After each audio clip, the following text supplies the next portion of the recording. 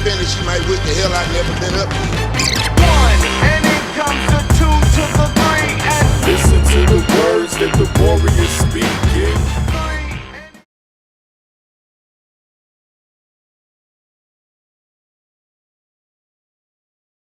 Hey, welcome to the DraftDaily Fantasy Show with Chris and Jay.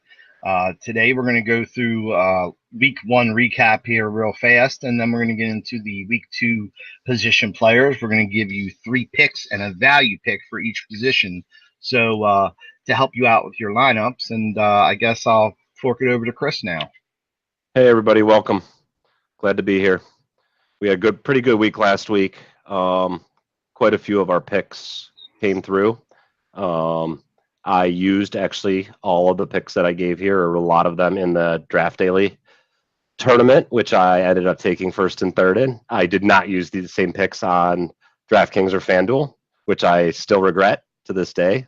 But maybe I'll change that strategy this year instead of spread my exposure out too far. So, how'd you do last week?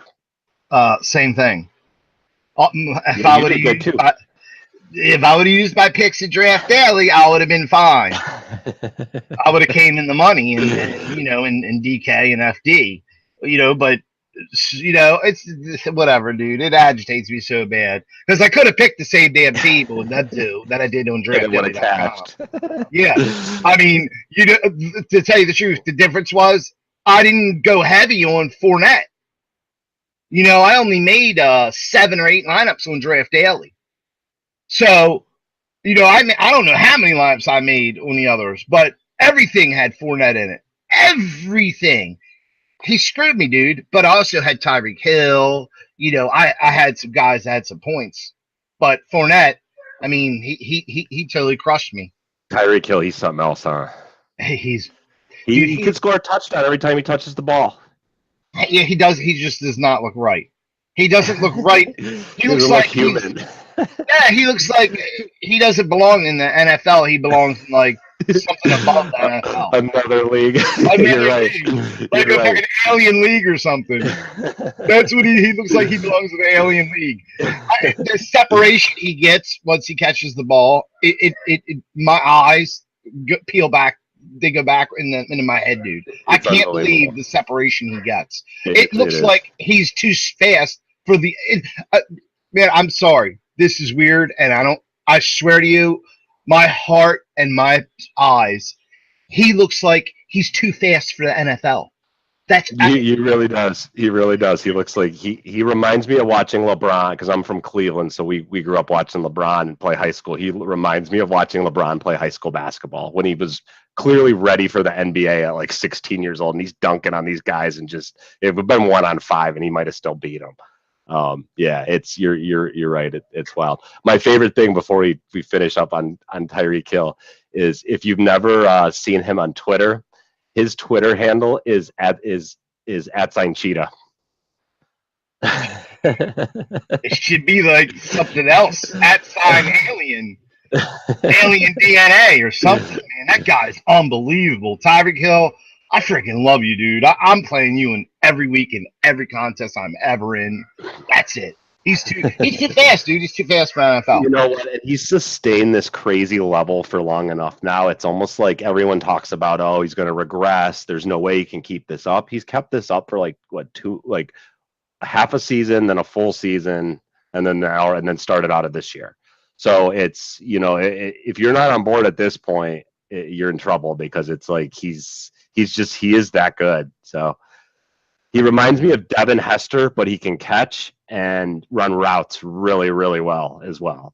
Yes. And they're not, dude, they're not talking about pulling him out of punt returns or nothing. That scares me a little bit. That does scare me. Punt return stuff, he could get injured. So he's easily. So fast. I know. You can't not play him there as the coach. You just look and be like, who do we got that's better? Nobody. Okay, put him in. I mean, me and you sit here and talk, but we're both sitting here talking about Tyreek Hill, and guess what? We both just sat here and are staying away from Kansas City's defense, knowing that that guy can run back punt returns at a second's notice, man. Mm-hmm. You know what? I know that I'm on we'll talk about it when we get to defense. Let's fire this way. Cool. All right, so you want to do your 3 picks, your value pick first, or do you want me to shoot? Yeah. So we're gonna start with quarterback. I really like. I like a couple of the guys in just a few games this week, or a lot. The one game that I'm going to target a lot this week, and you'll hear me talk about it with some of the other positions as well, is this again, the Steelers Kansas City game. It's got a high total. Big Ben is at home, which his home road splits are unbelievable if you believe in that. And Patrick Mahomes looked really good last week. So I'm honestly, 2 of my first 3 picks are Ben Roethlisberger and Mahomes. I do think both will be somewhat chalky. I know we've talked about this in the past, but at least when it comes to tournaments, quarterback ownership doesn't really matter. If you do happen to get a guy that's going over 20-25%, then maybe. But even if you look at the first week on DraftKings, I don't know that any of the quarterbacks were over like 15 to 20% owned, and it's not something that you really have to worry about so much is ownership with quarterbacks. So just play the quarterbacks you like. Play the games that you like, the quarterbacks you like. So Big Ben, that's obvious. Like I said, at home against the worst probably defense in the league, literally picking guys up off the street to put in there as starters. I mean, it's that bad. And then and if they're going to score, then Kansas City's going to have to keep up. So Mahomes is going to be chucking. And so, yeah, so I really like those 2. The one other one I like a lot, and this is kind of because I do kind of feel like he's going to be forgotten about, is Cam Newton. I like Cam this week because, again, like I said, I don't think he's going to get a lot of love. I think that he has a high ceiling. I know that he lost Olsen for the year. I honestly think that actually helps him. Is Olsen's not good for the year? Maybe not for the year, but for 2 weeks. It was 2 weeks. I'm sorry, I didn't mean a year. Yeah, a couple weeks. But I do think that without him in there, it leaves them with less weapons because all they've really got outside of him are Funchess and CMC, Christian McCaffrey. So I do think they may rely on Cam's legs a little bit more. I think that Christian McCaffrey being a threat to both run and pass actually helps Cam's stats a little bit as well. And I think that Atlanta's not great against quarterbacks. So I feel like that so I'm actually going to be playing a lot of Cam this week. My value play is going I'm going a little bit off the board here, and I'm going to go with Alex Smith. A lot of that's because they're playing Indy. Indy's defense is not good, as we saw again last week against Cincy. And I like that offense because I think that whole offense in general is going to be underowned, mainly the receivers. And I just think if you stack up Alex Smith with 1 or 2 of those guys, I think it could be a good thing. So, right. How about you? Yeah, I'm back to being hurt again because I forgot I had Delaney Walker in a bunch of mine. So that's what sorry for your loss. That's what cost me in the big boys, the GPPs is. I had 2 guys that were almost in every lineup I had. That Walker didn't even last a quarter. Yeah, that was rough. And Blunt was out before the half. So, and he had good yards. He had like 45 yards when he got pulled. So, just that when stuff like that happens, look, it's just not your week. Period. That's it. You just move on. Mm-hmm. So, all right, what I have is my plays. You had Keenum, Mahomes, and Newton, correct? I had Big Ben, Mahomes. Big Ben. Okay, Big Ben, Mahomes, and Cam, and then Alex Smith is my value. My plays are Deshaun Watson and Phillip Rivers. They're my 2 plays that I love. I love Watson and I love Rivers. I love Watson with Will Fuller back, and I love Rivers because that guy just he just puts points on the board, man. I mean, that's all he does. My value play, you're gonna hate me, is Tyrod Taylor, man.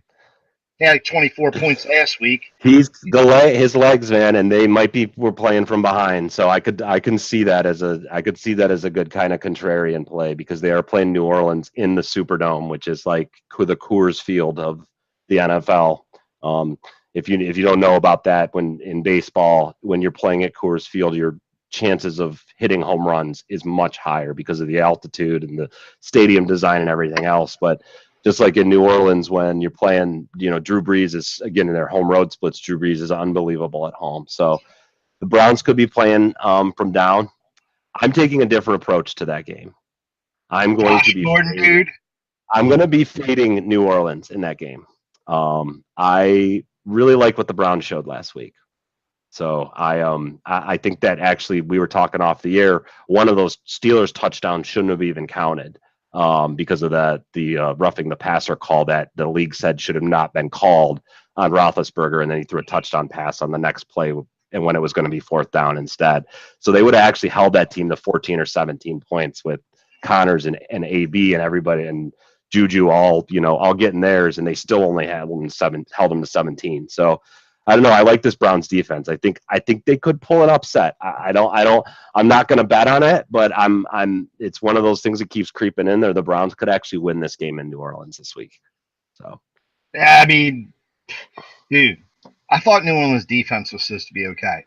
I thought their secondary was supposed to be. You know what? They did this last year too. You talk about regression, bro. That was regression. They looked horrible. You're right. I mean, to let Fitzpatrick throw for 4 touchdowns and run for 1 on you, it's just yeah. When you were actually, they were a good defense last year. But the thing to keep in mind is they actually started out the season last year the same way. I forget who they played in the first game, but I remember reading earlier today that they gave up a ton of points. I don't remember the game specifically, but then they went on to have a really good D the rest of the year. So. Yeah, we'll see what happens there. That game actually really interests me. That New Orleans Cleveland game.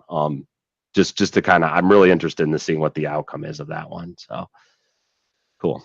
Well, all right. Well, that's what I have. So Chris had Big Ben, Mahomes, and Newton, Cam, and now look, I'm sure that I have interest in some in his plays, and he has interest in mine. Absolutely, I love Watson. Yeah, I like Deshaun Watson, Phillip Rivers, and my value play is Tyrod Taylor. So that's where we are with the quarterbacks. And you ready to move on to running backs? Yeah, let's do it. All right. One quick note on quarterbacks. If you dude, please don't start Ryan Fitzpatrick this week, guys. Yeah. You're gonna end up eating your words. You watch. He's gonna go out and throw for 5 touchdowns again. No, you know what? One of the things I always thought about that, and it's something I'm going to keep in mind going forward, is he knows he's not the starter there. He knows when Jameis is back that he's going back to the bench. And when you know that kind of stuff, you play with a sense of freedom. You play with a sense of like, I don't really care what happens because I'm going to be on the bench in 2 weeks anyway. So let's just go out and do it. And chuck it in the air, and then 5 picks later. He did it. So, all right. And real quick because we talked about this in our Discord chat is playing cash this week. My cash play would probably be Deshaun Watson, or for a lower end guy.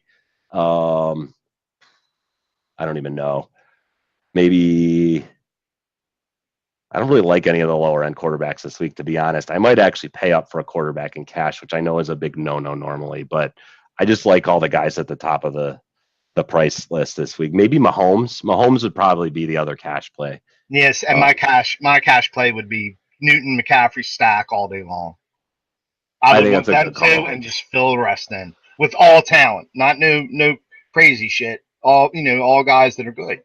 Yeah, I like Cam as a cash play too. You're right. And yeah, I'll let you lead in the running backs because I think we're going to be talking about one of Cam's running backs up here next. Yes, that may be the case. Okay. Look, Kamara and Gurley. I mean, that's it. I'm not being a sucker no more, and I didn't have Kamara in anything. Kamara ran 55 pass routes last week. Wow. Unbelievable. And that's with Michael Thomas getting all the love he got. Yeah, Michael Thomas, he had 2 touchdowns, right? I had him. Yeah, we talked about him last week. But I stayed away from Kamara, and I won't make that mistake again. So that's funny because I would fade him this week just because, like I said, I like the Browns D too much. I learned my lesson. Kamara, Gurley, my value play. For some reason, I have this gut feeling about Lamar Miller, man. I got this gut feeling. I mean, he almost had 100 yards last week. There was a touchdown that he should have. Man, I was looking at some stats for Lamar Miller. Do you know when Deshaun Watson plays, he averages 24 more yards a game? And we talked about that a little bit last week. When you have a mobile quarterback like a Deshaun Watson or a Cam Newton, it greatly benefits your running game. Your running back almost always sees a higher value and scores more points with a mobile quarterback. And it's mainly because the defense has to worry about 2 guys running from behind the line instead of just normally focusing on the running back. You can't really spy on a Cam Newton offense because you can't just spy on a running back and just have somebody trailing him because you've got to worry about Cam running on the other direction, So yeah, I like that call. Lamar Miller. Lamar Miller would probably be a good sleeper. Let me see where I have him around for ownership. Yeah, and more importantly, he ran a 35-yard run. So that tells me look, I was watching him because it said he lost weight. Deshaun Watson's back. Now Will Fuller's back. I mean, I don't know, bro. I think this might be LeGarrette Blount or this might be Delaney Walker all over again. But I'm starting Lamar Miller in every contest I have. Period. I've got him at like between 1 and 2% owned. So Lamar Miller could be that sleeper play this weekend. That would be a good one to look at. He's also capable of getting 5 points. I mean, his floor is pretty low, but his ceiling is pretty high at the same time. So, oh yeah. So that's my 2 running backs, Gurley, Kamara. I'm sorry, it's chalk, but I went way out of line and gave you something that's. I like that. Miller's cheap and everywhere. So that would be all. I did have another value play. But the other guy that we talked about off air, he doesn't catch out of the backfield, and that's my problem. So that's Lamar Miller can catch out of the backfield a little something. Yeah. And I like him, So that's there's other running backs I like, but we're gonna keep this to a minimum here. And I know you can't have Kamara and Gurley and everything, but you could definitely have Miller and Kamara or Miller and Gurley in everything. I think, yeah, and I think along those same lines, there's 2 other guys that you could really, pair with one of the expensive running backs on the slate, and that's number 1, James Connors. We all saw last week that Pittsburgh picked up right where they left off without Le'Veon Bell. Connors is not Le'Veon Bell, but he did look good. I think the Browns did a decent job of keeping him somewhat contained. I think they would have been better even if they would have won the game and they wouldn't have got that stupid roughing the passer call that basically cost them the game. I'm so mad about that. The league come out Monday and say, "Oh yeah, that roughing the passer call on 3rd and long on that Myles Garrett put on Ben. Yeah, that should have never been called." Which they scored a touchdown on the next play because they got a first down, and we would have won the game. And the league basically giving the middle finger to the Browns once again. Hey, yeah, you guys should have won, but you didn't. So haha. See you next week. Yeah, man, it's just you'd think we'd be used to it by now in Cleveland. You'd think we would. You'd think we just let it roll off our shoulders, but we don't. So I do like Connors this week again. He's at least on DraftKings. He's very cheap. How is he on DraftKings? Nah, his prices went up, dude. It's still. I mean, I think that I would probably, I don't know, I'd pay like $8 to $9K for him. Honestly, he's that. Oh I think he's that good. Yeah, I do. But I do think that his price will suppress his ownership somewhat. I think that people are going to see, oh my gosh, his price went way up, and they're just not going to play him because of it. And I'm okay with that. Well, the other one I really like is, like we talked about earlier, Christian McCaffrey. There's a big reason I like McCaffrey, and it's because Olsen's out. And if you look last year when Olsen was out, both Funchess and McCaffrey both got a considerable boost in their amount of touches and everything else when Olsen was out, because Cam's got to give it to somebody. So, and actually when we get into wide receivers, I wanted that Funchess is actually on my list as one of my plays. Yeah, and you know what? I actually feel bad because I already know some trends on that game, and that's something I didn't go research. I wonder how he fares against Atlanta. I'll have to go research that after. So Atlanta's defense, they give up, I think, I don't know if it's the most, but it's one of the most amounts of catches to running backs. The way their defense is set up is they. I meant Funchess, dude. Oh, Funchess. Yeah, I don't know either. I just know that their running back pass catchers do really well against Atlanta because they play this bend don't break defense where they basically, the one thing they will surrender almost on every down is a catch to the running back, because they try to get over top of him so he doesn't get any yards after catch. So I really like Christian McCaffrey this week. He's going to be one of my core plays. I'm just going to hope that Cam just keeps targeting him in the passing game, and then hopefully he can get a couple of decent runs in there as well.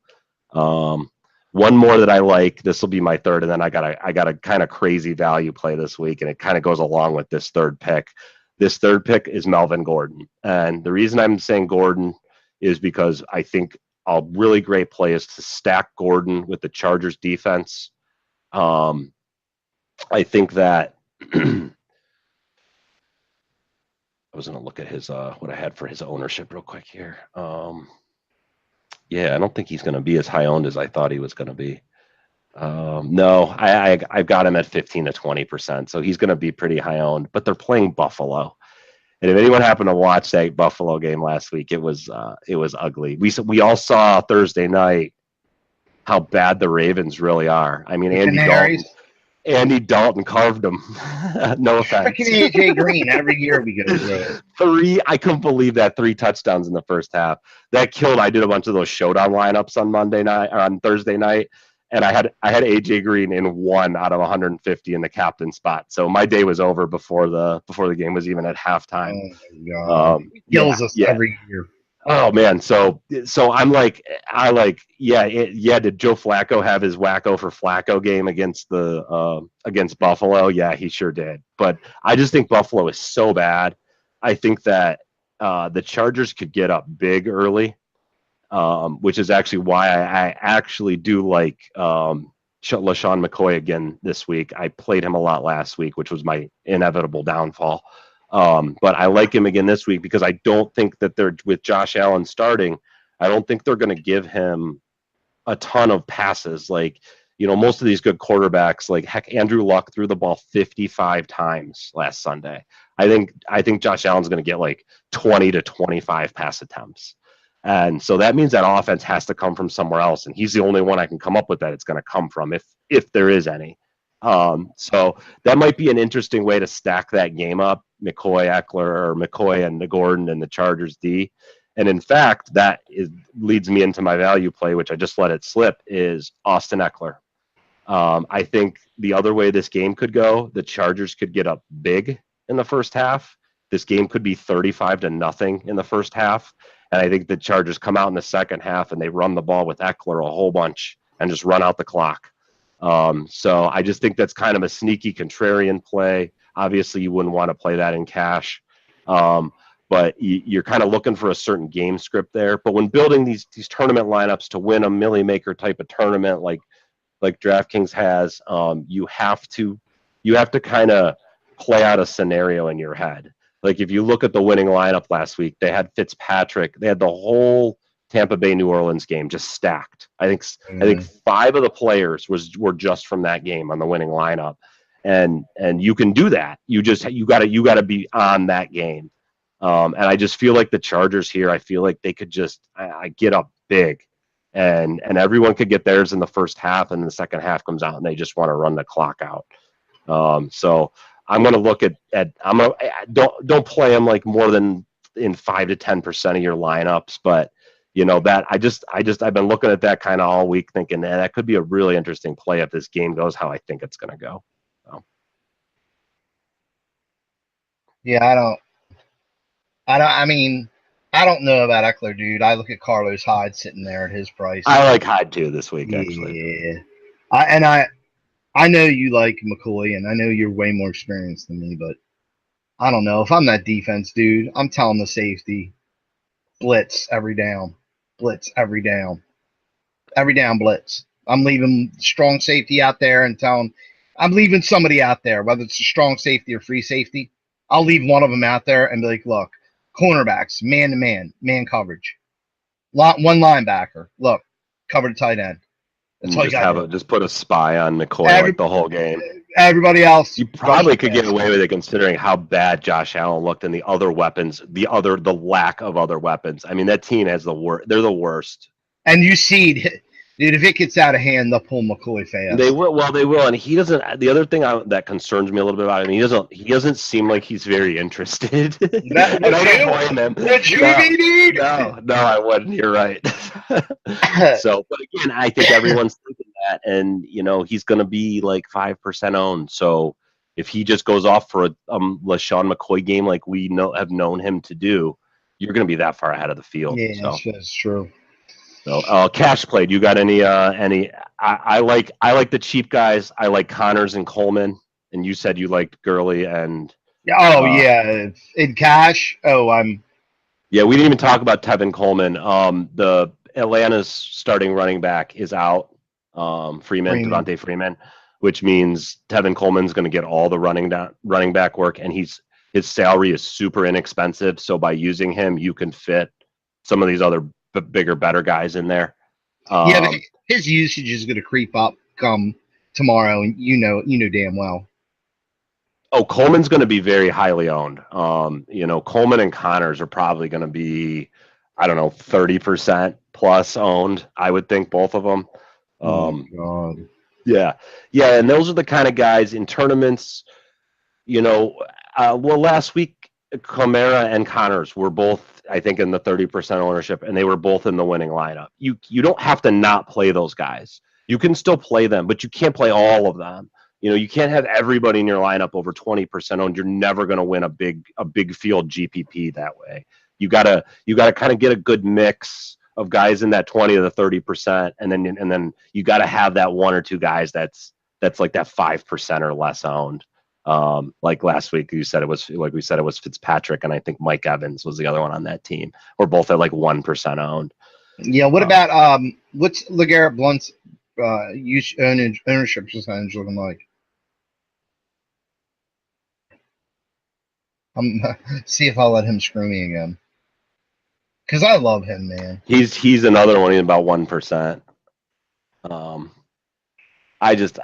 Detroit's going to have to show me something before I play any of their guys. Dude, I love LeGarrette Blount, man.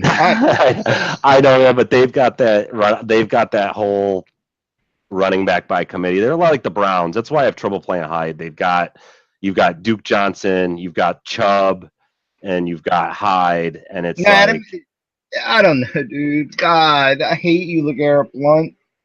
Because I hate it because I love him so much. I'm telling you, he's so good. Now I gotta worry if he pulls up lame again. Yeah, and they've got that Kerryon Johnson, who he was all right. That whole team just looked. TJ Yeldon's the backup for and TJ Yeldon. I'm going to tell you if LeGarrette was Fournette. Fournette, yeah, with Fournette, if Fournette was hurt, I could tell you now, hands down, my value play. Oh my God, I would build every lineup with Miller and Yeldon, Miller, Yeldon, Gurley, Miller, Yeldon, Kamara. That'd be my lineups. I'd put him in the flex. Yeah, and I believe from what I read just a little bit ago that Fournette is going to play on Sunday. So Yeah. So I mean, I'm in love with Fournette, so who knows what will happen there. But let's go to wide receivers. okay. That'll be the one I changed. It crushes me again. All right, you want me to start? Yeah. Okay. Wide receivers. My thing was this week, the way that my lineup construction has been working out almost every time I've gone cheap at running back and I've paid up at wide receiver. I really like Julio again this week.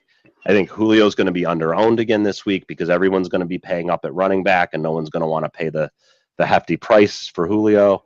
Probably, I don't know, 15 to 20% he'll be owned. And then another guy I really like, cash play, and tournament play is Antonio Brown. Again, stack with Ben, stack with Mahomes, even as like a run it back kind of thing.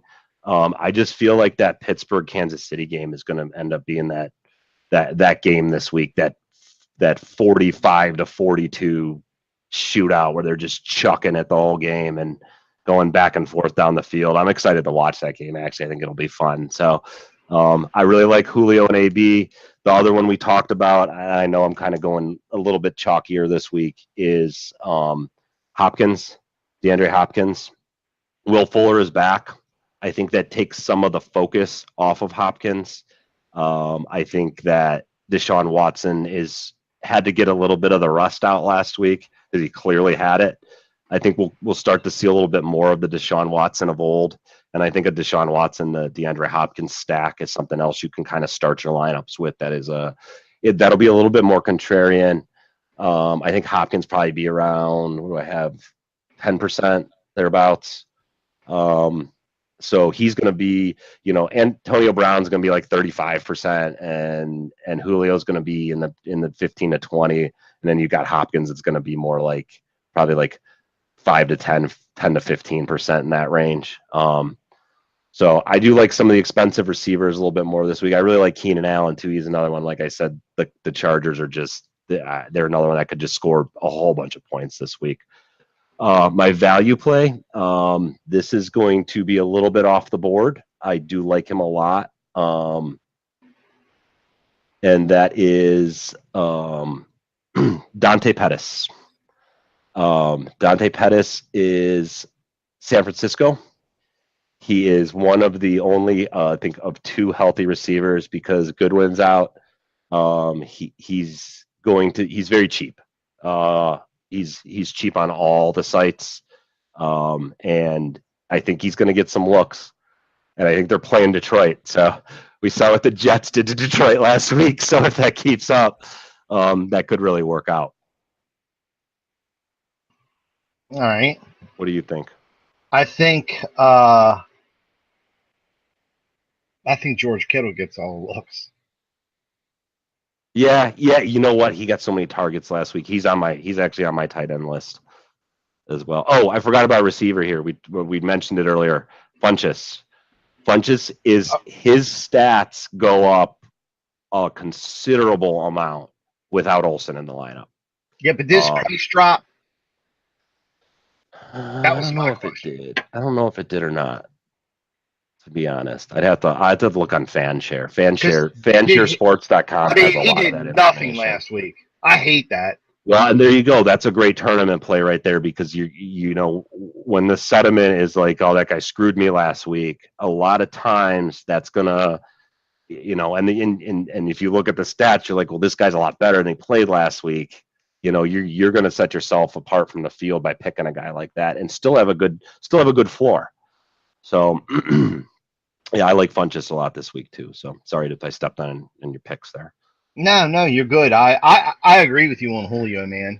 I mean, every time I've seen Julio Jones go against Carolina, it's 180 yards, 3 touchdowns, 4 touchdowns, 10 touchdowns. Who knows? I think he could, man. I think after last year and him only scoring 3, no one wants to play him. He's getting drafted later in all my season-long drafts than he should have. I mean, I really like Julio. I'm going to be playing a lot of Julio probably almost every week. Just because, like I said, he's just so much better than people give him credit for. I feel like. So he's AJ Green style.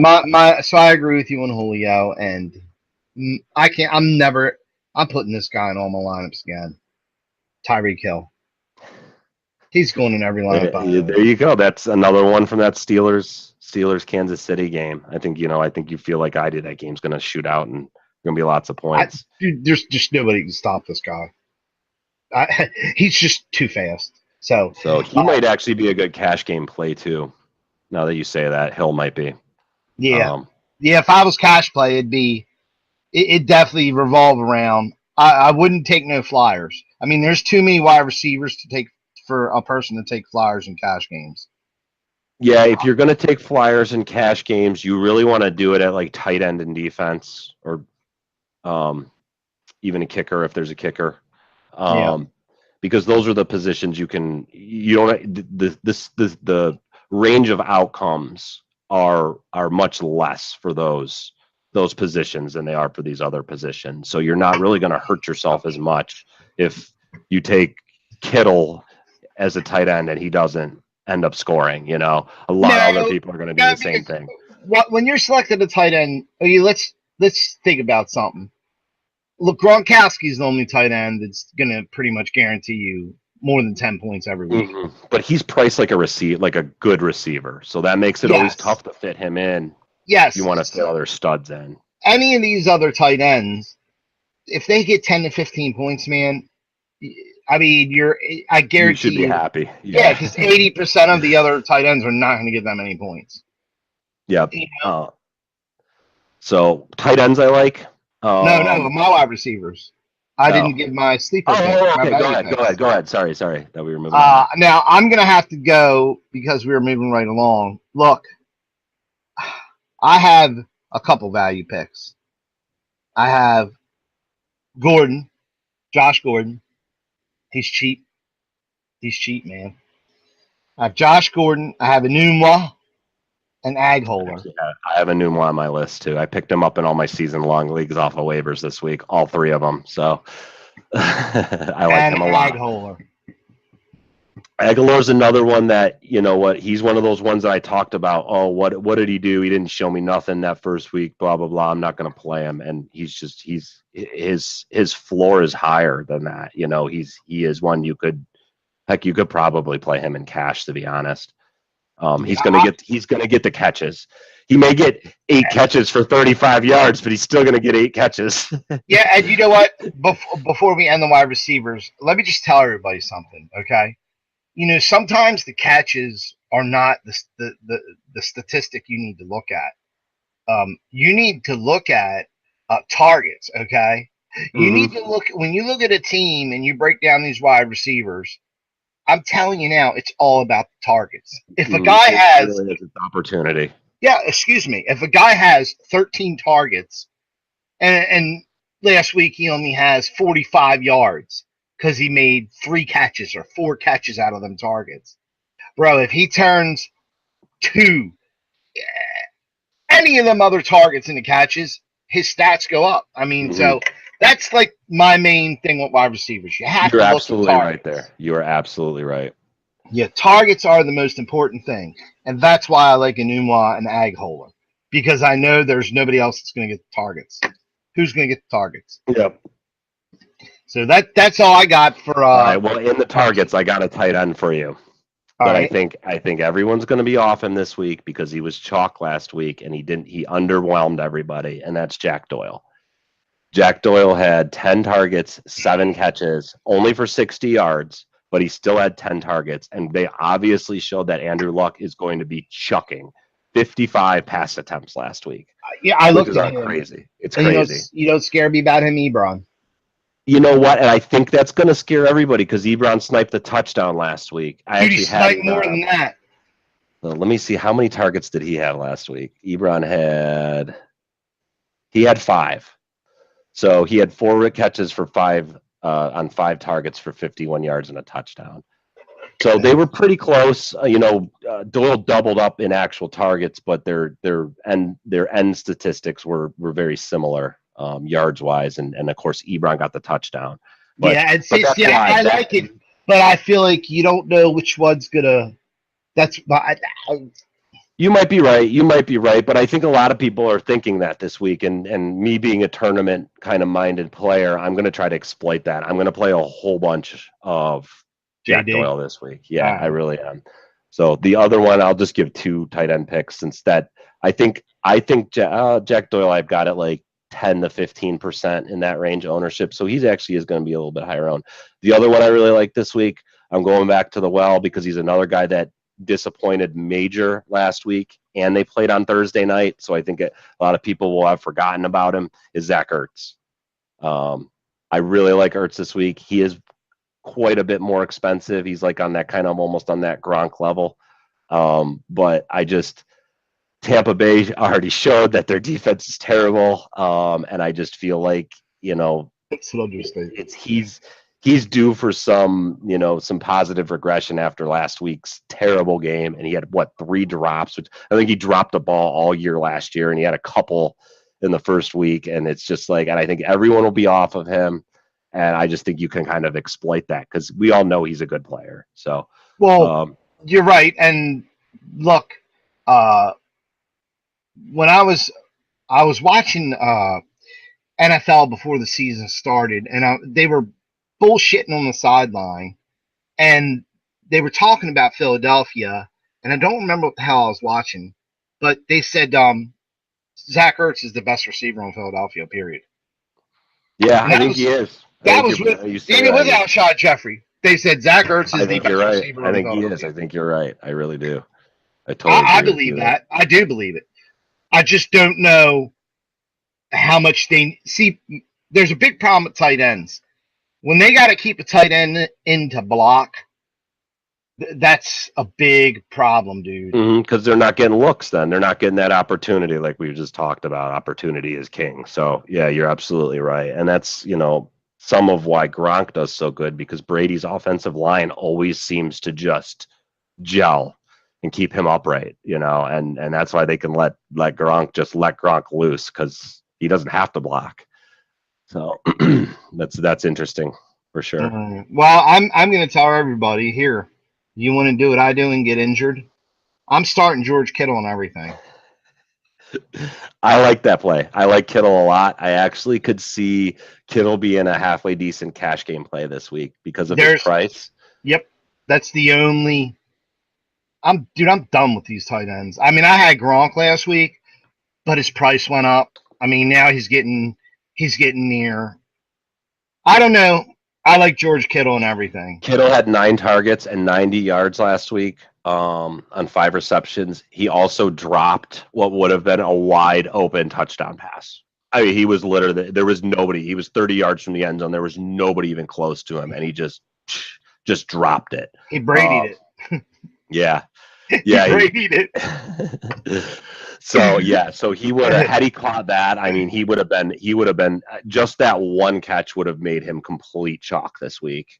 Actually, I'm looking now. I do have him pretty high on, about 15%, 15 to 20% in that range. What about Cook, Jared Cook? Cook, actually, surprisingly, I have pretty low. I don't think what Cook did last week is sustainable. Yeah, that's why. I don't know. And I think everyone kind of feels that way. That was kind of one of those. What do you have Gronk at? I have Gronk at 10 to 15. I might, if it's not Kittle, it's Gronk for me. And I like Ertz. I do. I really do. I don't know. It's going to be Gronk and Kittle for me. Tight end for me is one of the positions I always struggle with, because like you said, it really is the highest variance position. They're really game flow dependent, like you said. If they're I had Nick Vissett, sneaky play. They didn't even look at him. yeah. He was blocking the whole time. And then what's his name last night? I actually in the showdown on DraftKings last night, I even though I only had one AJ Green lineup, I still ended up with a couple lineups in the top 100 because I played a bunch of Max Williams, who ended up scoring a touchdown last night. And yeah, that was good for me. But you never know. You never know, because that's what happens with these guys. They'll bring in they'll bring in that jumbo set on like the 5-yard line where you've got 3 tight ends and a running back, and there's literally no receivers out there, and they'll all just go off the line, and one of the random ones roll the dice is getting a touchdown that day. They're very hard to predict. Outside of obviously of Gronk and Ertz and a few other guys that are going to get a lot of looks. Yeah, the only thing now that I'm worried about is you said 20% for Kittle. Yeah, I think Kittle's going to be pretty high on this week. Yeah, that's the only thing I don't like. I definitely don't like no Jared Cook. I might revisit tight ends, dude.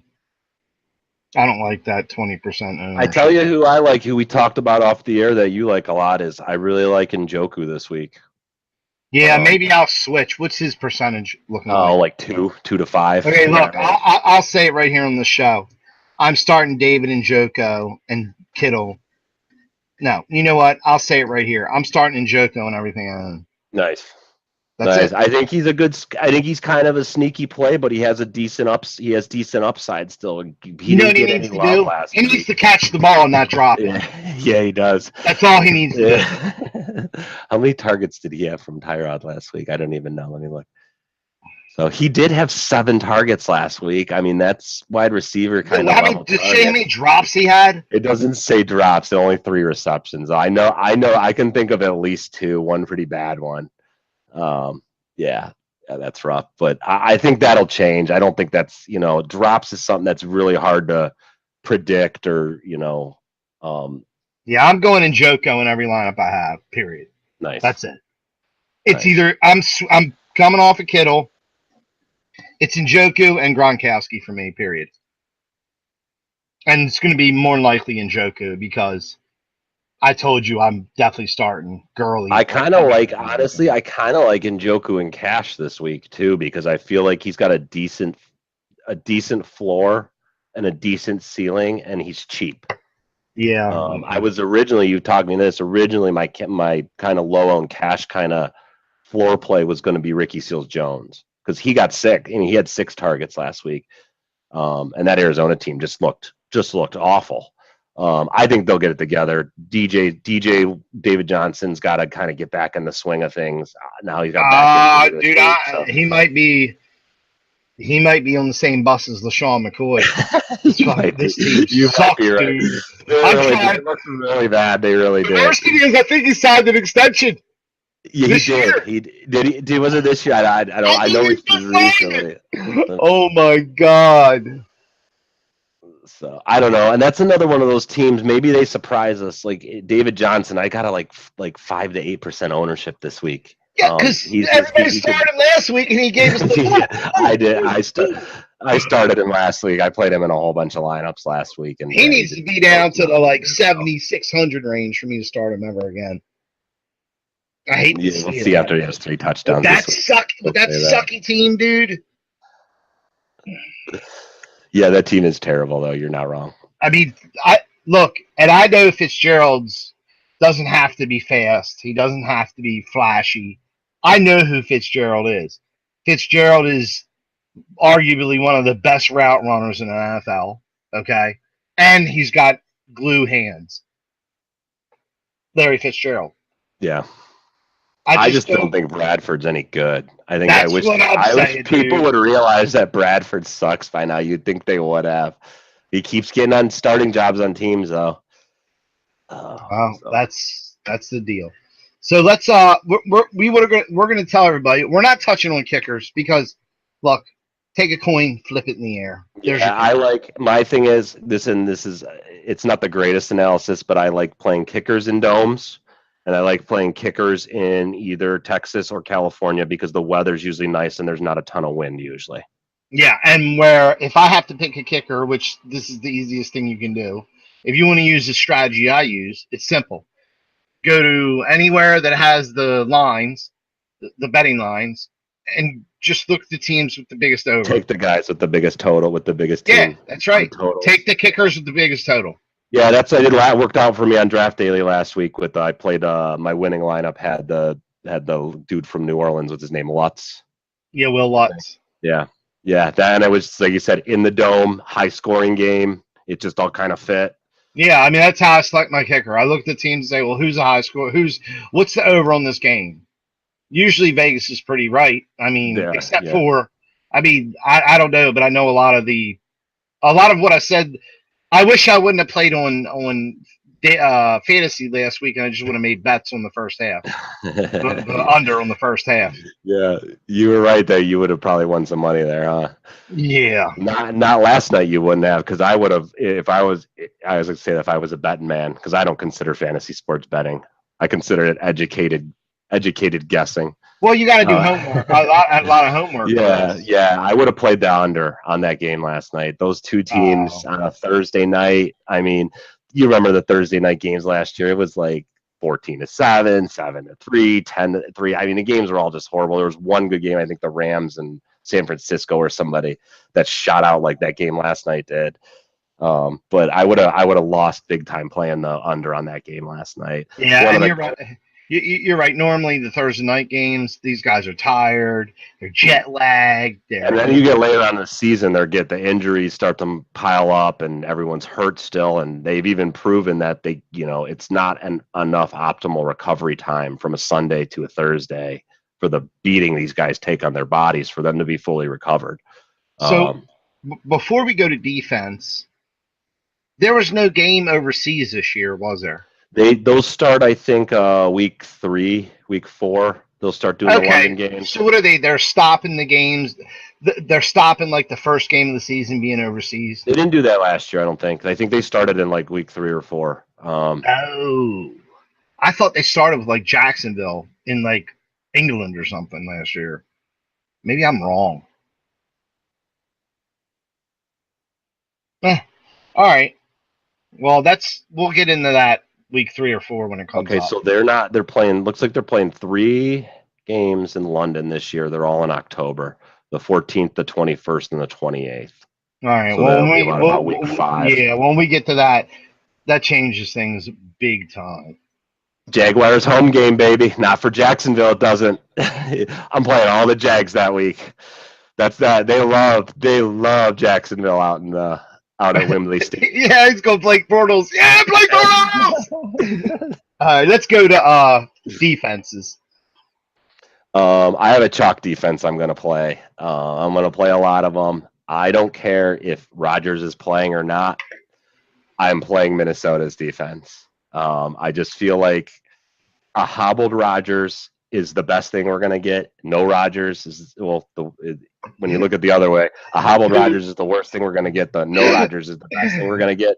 Did you see what hobbled Rodgers did in the fourth quarter last week? Yeah, do you know how many pain pills they were on? Did you watch any of his post-game press conference? You go back and watch it. He was like, what was wrong with you? Oh, my knee was hurt. Like he was totally gone. They had, I don't know what they gave him, but it had to have been good. Yeah, but he's a warrior, dude. He'll do that shit again. He's a beast, though. He really is, man. That was really impressive. He's a warrior. He'll do it again, dude. If Rodgers is playing at all, no.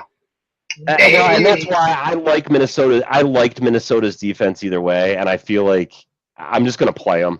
I'm gonna blindly play him whether Rodgers is in or not. If he's not, even the better. I think the ownership's gonna go way up if he's not in. But I'm gonna play him either way and just kind of think he's not gonna be super mobile. I'm sorry, those pieces they put around him they're just freaking terrible. Devontae Adams is okay, but the rest of them, I mean, Cobb looked good. Okay, he looked okay last week. I guess he had a pretty good game. But he didn't even use Jimmy Graham at all. I know he didn't. Trust me, I know he didn't. Yeah, think about that. A bunch of money. But that's just one of those games where, like, if they don't have Rodgers, they're in deep trouble. I mean, you saw he was out.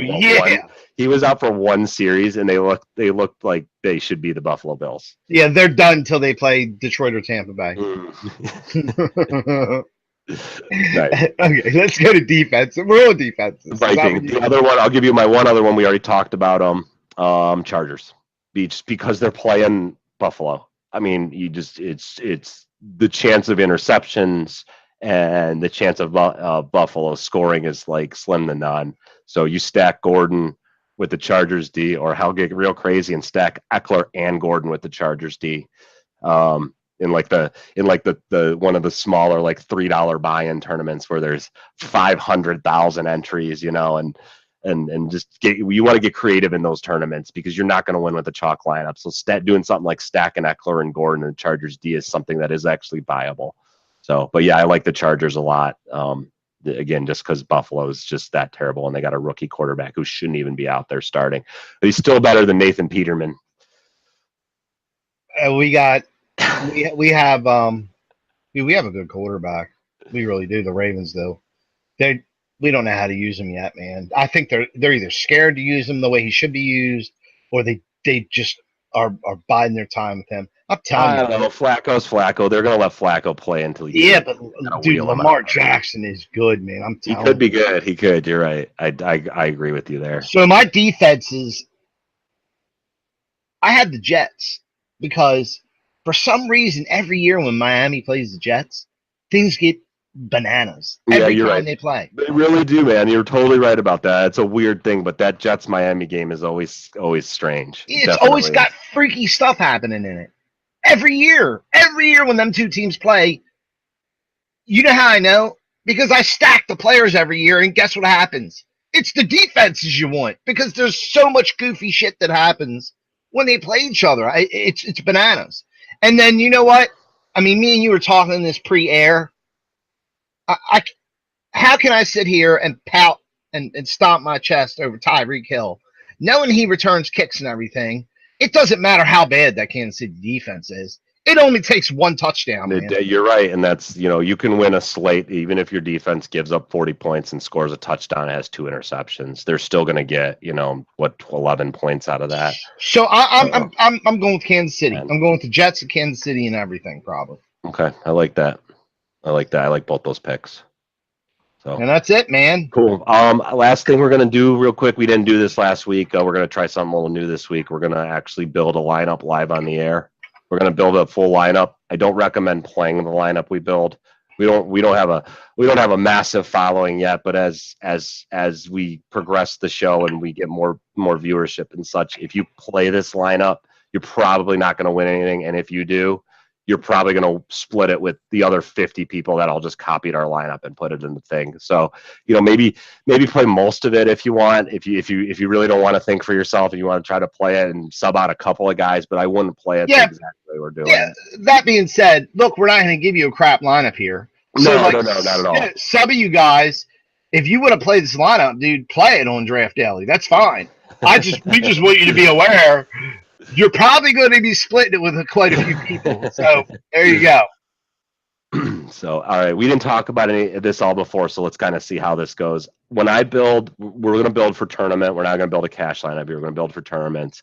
I always start my tournament lineups with a quarterback, and I build around that because I'm almost always going to stack it with 1 or 2 receivers or a running back and a receiver and a tight end sometimes even, or sometimes a quarterback and a receiver, and then run it back with a receiver from the other team if you think it's going to be a shootout. So what do you like for quarterback here? You want to try to go a little lower priced guy? Well, we have time. Why don't you just you do enter a multi lineup, you do a lineup, and then you can do a lineup for me. I can see everything you have. Okay. I'm going to start with Mahomes here.